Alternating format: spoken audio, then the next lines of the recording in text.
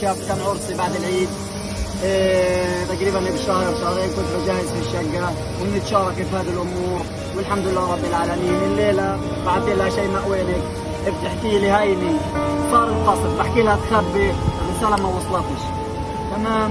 الحمد لله رب العالمين صاروا طلعوا لي الشهداء وطلعوا الشهداء. المهم رحت بتفرج بدي اودعها لقيتها بتضحك قلت والله انك انت احسن مني وعشاننا الحمد لله رب العالمين. إن اللي لو إننا راجعون بأمر من الله مبسوط والله الحمد لله. يعني شهادة ونالتها وبتكسب وبيكفينا ماخذة 70 من أهلها يعني من أول واحد فيش مازح وبدها تكون بإذن الله سيدة حور العيد إن شاء الله رب العالمين. والحمد لله رب العالمين على كل شيء.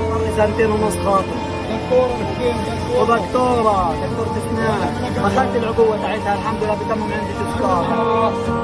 السلام عليكم ورحمة الله.